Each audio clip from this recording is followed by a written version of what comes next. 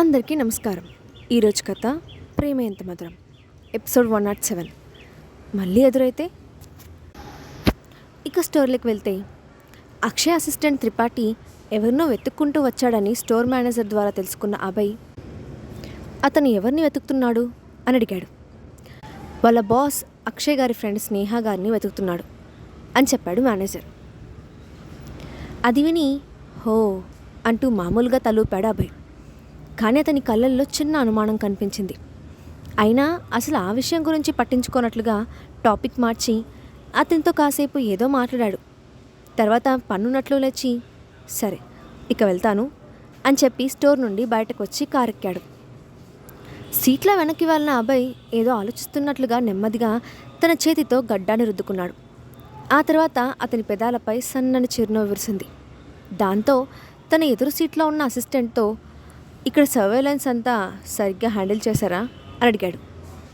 Yes boss, చాలా care తీసుకున్నాం. దాని గురించి మీరు కంగారు పడాల్సిన పని లేదు. స్నేహ గారిని ఎవరు ట్రేస్ చేయలేరని నేను గ్యారంటీ ఇవ్వగలను. ఆ అక్షయ్ వాళ్ళు ఎంత ట్రై చేసినా చిన్న క్లూ కూడా కనుక్కోలేకపోయారు అని చెప్పాడు అసిస్టెంట్. ఆ మాటలు విని అభయ్ తృప్తిగా నవ్వుతూ వెంటనే తన ఫోన్ తీసి ఏదో నెంబర్కి డయల్ చేశాడు. కాసేపటికి అవతల వైపు నుండి కాల్ లిఫ్ట్ చేసిన స్నేహ, నీకు నాతో ఏం పని ఉంది, నేను చాలా బిజీగా ఉన్నాను, ఫోన్ పెట్టేసే అని స్ట్రైట్గా చెప్పింది. అభయ్ వెంటనే ఆగు, అప్పుడే ఫోన్ పెట్టేయకు, ముందు నేను చెప్పే విషయం విను. నీకు తెలుసా, నేను ఇప్పుడే ఒకరిని కలిశాను అని చెప్పాడు. ఆ మాట వినగానే స్నేహ శ్వాస ఒక్కసారిగా ఆగిపోయినట్లు అనిపించింది. దాంతో ఆమె అనుమానంగా ఎవరిని కలిశావు అని అడిగింది. అతను అక్షయ్ పేరు చెప్పకూడదని లోపలే కోరుకుంది స్నేహ. ఆమె చెయ్యి గట్టిగా ఫోన్పై బిగుసుకుపోయింది. అప్పటికే అరిచేతులన్నీ చెమటలు పెట్టడం మొదలుపెట్టాయి. అప్పుడు అభయ్ నిదానంగా అక్షయ్ అసిస్టెంట్ త్రిపాఠిని అని సమాధానం చెప్పాడు. ఆ మాట వినగానే స్నేహ గుండె మళ్ళీ మామూలు స్థితికి వచ్చినట్లు అనిపించింది. దాంతో గట్టిగా ఊపిరి పీల్చుకుంది. అప్పుడు అభయ్ మళ్ళీ మాట్లాడుతూ అసలు అతను అక్కడికి ఎందుకు వచ్చాడో తెలుసా అని అడిగాడు. దాంతో స్నేహ మళ్ళీ కంగారుగా ఎందుకు వచ్చాడు అని అడిగింది. తను చెప్పిన ప్రతిదానికి స్నేహ భయపడుతుండడం ఫోన్లోనే గమనించిన అభయ్ నవ్వుతూ అతను నిన్ను వెతుక్కుంటూనే ఇక్కడికి వచ్చాడు అని చెప్పాడు. అది వినగానే స్నేహ గుండె ఒక్కసారిగా పేలినట్లయింది. దాంతో హడావిడిగా అతను నన్నెందుకు ఇక్కడ వెతుకుతున్నాడు అంటే నేను ఇంకా ఊరు విడిచిపెట్టి వెళ్ళలేదని అతనికి అర్థమైపోయిందా? ఇప్పుడు నేను ఏం చేయాలి అంటూ ఒకేసారి అడిగింది. ఆ ఒక్క క్షణంలోనే ఆమె ఆలోచనలు పలు రకాలుగా పరుగులు తీశాయి. ఇప్పుడు నేను ఇక్కడ ఉన్నానని అక్షయ్ కనిపెట్టేస్తే ఏం జరుగుతుందో కూడా ఊహించడానికి వీల్లేదు. అతనికి చెప్పకుండా వెళ్ళినందుకు నాపై చాలా కోపం వచ్చి ఉంటుంది. ఇప్పుడు నేను అతనికి దొరికితే నాకు ఖచ్చితంగా పనిష్మెంట్ ఇస్తాడు అని అనుకుంది. మరోవైపు అభయ్ ఇంకా ఏం సమాధానం చెప్పకపోవడంతో ఏం జరిగిందో త్వరగా చెప్పు, అతనికి నేను ఇక్కడ ఉన్నట్లు ఏదైనా క్లూ దొరికిందా? నువ్వు చాలా పవర్ఫుల్ అని నా దగ్గర పెద్ద పెద్ద మాటలు చెప్పావు. ఇప్పుడు చూడు నేను ఎంత ఈజీగా దొరికిపోయాను. అతను నా గురించి తెలుసుకుంటే అసలు నువ్వేం చేస్తున్నావు అంటూ ఆవేశంలో అభయ్ను క్వశ్చన్ చేసింది స్నేహ. అభయ్ ఆ మాటలు విని నవ్వుకుంటూ సరే సరే కంగారు పడకు, నీ గురించి వాళ్ళకి ఏమీ తెలియదు అని చెప్పాడు. ఆ మాట వినగానే స్నేహ గుండె శాంతించింది. వెంటనే కోపంతో మరి ఏమీ తెలియనప్పుడు నువ్వు నన్నెందుకు భయపెట్టాలని చూసావు, నాతో ఆటలాడుతున్నావా అని అడిగింది. అభయ్ గర్వంగా నవ్వుతూ నీకు ఎలా కావాలి అంటే అలా అనుకోవచ్చు అని చెప్పి స్నేహ రిప్లై ఇచ్చే వరకు వెయిట్ చేయకుండా వెంటనే ఫోన్ కట్ చేసి ఆనందంగా నవ్వుకున్నాడు. స్నేహ కట్ అయిన ఫోన్ వైపు చూసి ఇతనికి కొంచెం కూడా బుద్ధి లేదు అని విసుక్కుంటూ ఫోన్ను పక్కన పెట్టేసింది. ఆ రోజు సాయంత్రం తిరిగి వచ్చిన త్రిపాఠి అలసిపోయి నేరుగా అక్షయ్ క్యాబిన్లోకి వెళ్ళాడు. అక్షయ్ ఉదయం త్రిపాఠి బయటకు వెళ్ళేటప్పుడు ఎలా ఉన్నాడో ఇప్పుడు కూడా అలాగే కూర్చొని ఫైల్స్ చూస్తూ ఉన్నాడు. అది చూసిన త్రిపాఠి గుండె తరుక్కుపోయింది. బాస్ వేద ఫ్యామిలీలోని తన శత్రువుల నుంచి రక్షించుకోవడానికి కష్టపడడంతో పాటు మరోవైపు మేడా కోసం కూడా ఆరాటపడుతున్నాడు. ఈ మధ్య బాస్ ఎక్కువగా మానసికంగా నలిగిపోతున్నట్లు అనిపిస్తున్నాడు అని తనలో తానే అనుకున్నాడు. వెళ్ళిన విషయం ఏమైంది, తల పైకెత్తకుండానే అడిగాడు అక్షయ్.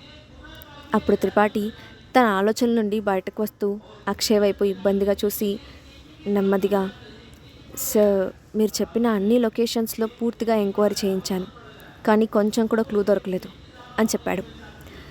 మొదటిసారి బాస్ చెప్పిన పనిని చేయకుండా ఖాళీ చేతులతో వచ్చానని త్రిపాఠి కూడా తనలో తానే బాధపడ్డాడు. అతను చెప్పిన సమాధానం విని అక్షయ్ తలపైకెత్తి అతని వైపు ఉదాసీనంగా చూశాడు. దాంతో త్రిపాఠి గిల్టీగా ఫీల్ అవుతూ తలదించుకున్నాడు. ఇంతలో స్టోర్ దగ్గర అభయ్ను చూసిన విషయం త్రిపాఠికి గుర్తొచ్చింది. ఆ విషయాన్ని వెంటనే అక్షయ్కు చెప్పాలనుకున్నాడు.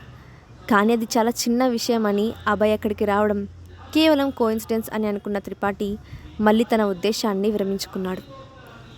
స్నేహ మేడం కనిపించకుండా పోవడానికి అభయ్కి అసలు సంబంధం ఉండే అవకాశం లేదని అనుకున్న త్రిపాఠి అతని ఆలోచనను పక్కకు నెట్టేస్తూ అక్షయ్ వైపు చూసి, బాస్ నన్ను క్షమించండి, నేను మేడం గురించి ఎలాంటి క్లూ కనుక్కోలేకపోయాను అని అన్నాడు. అక్షయ్ ఏం మాట్లాడకుండా తన చేతిని ఊపి ఇక మీరు వెళ్ళండి అని చెప్పాడు. దాంతో త్రిపాఠి మౌనంగా అక్కడి నుండి వెళ్ళిపోయాడు. అతను వెళ్ళిపోయిన తర్వాత అక్షయ్ స్నేహ గురించి ఆలోచిస్తూ సీట్లో తనను వెనక్కి వాల్చాడు. మనసులో తెలియని బాధ ఏదో అతన్ని పిండేస్తోంది. తన దగ్గర ఎంత పవర్ ఉన్నా స్నేహను ఎందుకు కనిపెట్టలేకపోతున్నాడో అతనికి అర్థం కాలేదు.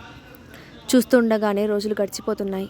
ఇప్పుడు ఆమె ఎక్కడుందో ఎలా ఉందో అని భయం కూడా అక్షయ్లో మొదలైంది. అతను ఆలోచించే కొద్దీ అతని మనసులో ప్రశ్నలే ఎక్కువయ్యాయి. దాంతో తను విసుగ్గా తల విదిలించి వెంటనే ఫోన్ తీసుకొని అరుణ్కి కాల్ చేశాడు. తన ఫోన్ స్క్రీన్పై అక్షయ్ పేరు చూడగానే అరుణ్ నవ్వుతూ కాల్ లిఫ్ట్ చేసి, ఏంటి హీరో, నీకు ఇన్ని రోజులకు గుర్తొచ్చానా అని అడిగాడు.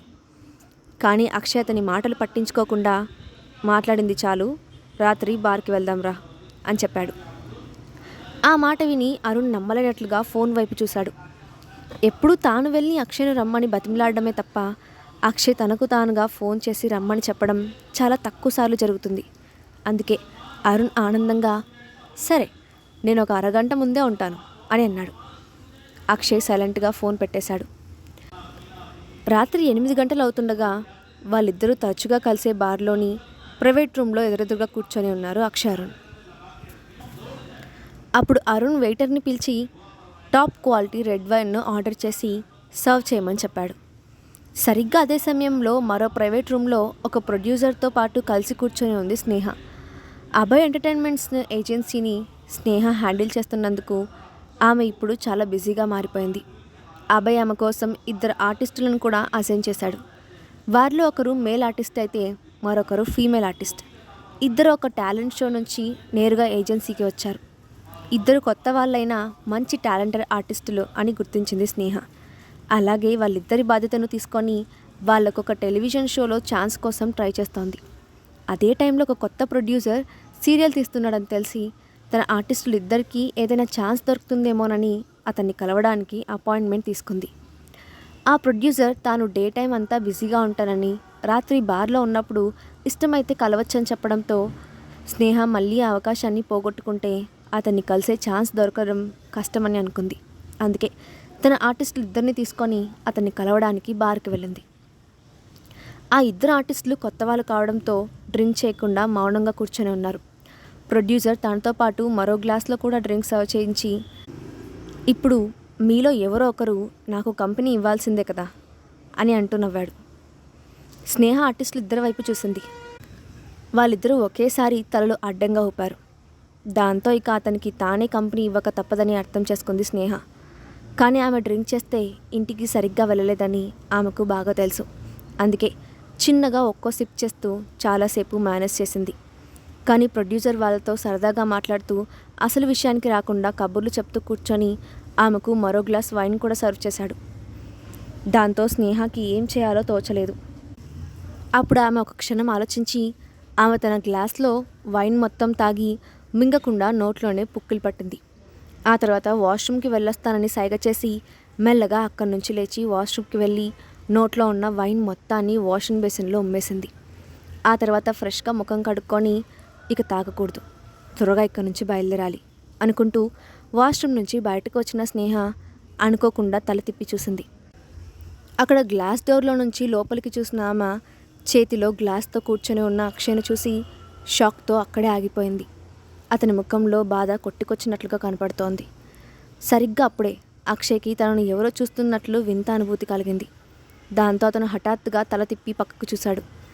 వెంటనే రియాక్ట్ అయిన స్నేహ అతని కంటపడకుండా తప్పించుకుంది. అక్కడ ఎవరూ లేకపోవడంతో అక్షయ్ మళ్ళీ తల తిప్పుకొని డ్రింక్ చేయడం మొదలుపెట్టాడు. దాంతో స్నేహ ఇంకెక్కువసేపు అక్కడ ఉండకూడదని అనుకుంటూ అక్షయ్ కంటపడకుండా తిరిగి ప్రొడ్యూసర్ ఉన్న ప్రైవేట్ రూమ్లోకి వెళ్ళిపోయింది. అక్కడికి వెళ్ళి చైర్లో కూర్చున్నదన్న మాటే కానీ ఆ మనసంతా క్షణకాలం క్రితం చూసిన అక్షయ్ మీదే ఉంది. అతను చూడ్డానికి చాలా వీక్గా కనిపించాడు. 2 రోజుల నుంచి షేవ్ కూడా చేసినట్లు కనిపించలేదు. అతని గురించి ఆలోచిస్తూ ఉన్న స్నేహాన్ని చూసి పక్కనే ఉన్న ఫీమేల్ ఆర్టిస్ట్, స్నేహ మేడం ఏమైంది, ఏదైనా అన్కంఫర్టబుల్గా ఫీల్ అవుతున్నారా అని అడిగింది.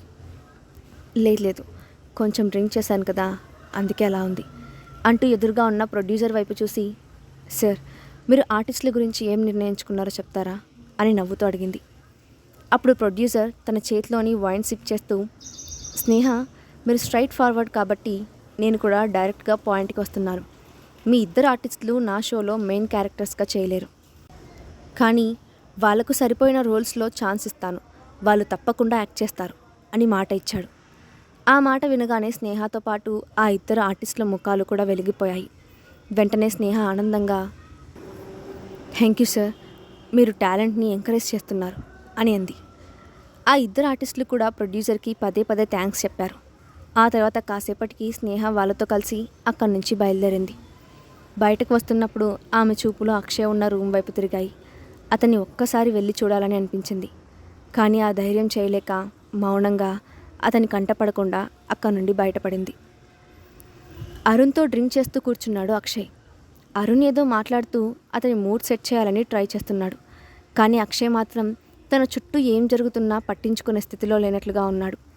అయినా అరుణ్ వదలకుండా మాట్లాడుతూ, చెప్పక్షయ్, నువ్వు నాకంటే బలంగా ఎలా ఉన్నావు? ఇప్పుడు కూడా నీ ఆల్కహాల్ టాలరెన్స్ నాకన్నా చాలా ఎక్కువగా ఉంది. నిన్న హాఫ్ బాటిల్ తాగితేనే అవుట్ అయిపోతాను, కానీ నువ్వు అలా కాదు, స్టడీగా ఉంటావు అని అన్నాడు. కానీ అక్షయ్ అతని ప్రశ్నకు ఏం సమాధానం చెప్పకుండా తన చేతిలోని గ్లాస్ను ఖాళీ చేసి వెంటనే మరో గ్లాస్ను నింపుకున్నాడు.